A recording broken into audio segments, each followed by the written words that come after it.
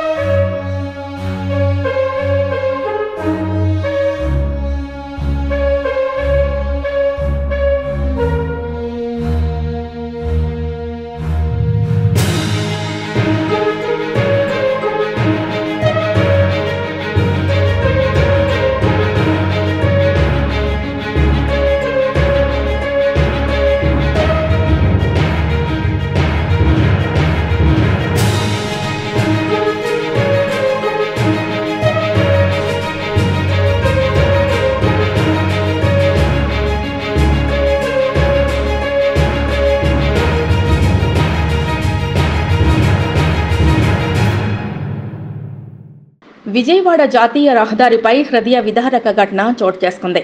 Abdullapur mate Inamguda వద్ద 2 సంవత్సరాల బాబుతో ఉదయమే పాల ప్యాకెట్ తీసుకురావడానికి వెళ్లిన వ్యక్తి బైక్ ని డీసీఎం ఢీకొనడంతో తండ్రి అక్కడికక్కడే మృతి చెందాడు. 2 సంవత్సరాల కుమారుడు ముందే తండ్రి మృతి చెందిన పాపం పసిబాబుకి ఏమీ తెలియకపోవడంతో అక్కడే తండ్రి మృతదేహం పక్కనే ఏడ్చుకుంటూ కూర్చున్నాడు. ఈ ఘటన అందరినీ కలిచివేసింది. బాబుకు కూడా మొహంపై గాయాలు కావడంతో హాస్పిటల్కి తరలించారు అబ్దుల్లాపూర్ మేట్ పోలీసులు. బాధిత కుటుంబ సభ్యులకు సమాచారం అందించి మృతదేహాన్ని పోస్టుమార్టం నిమిత్తం ఉస్మానియాకు తరలించారు. వారం రోజుల క్రితం గుంటూరు నుండి ఇనాంగూడకు వలస వచ్చినట్లు సమాచారం. హెల్మెట్ లేకపోవడంతో తలకు తీవ్ర గాయాలు కావడంతో మృతి చెందినట్లు పోలీసులు తెలిపారు.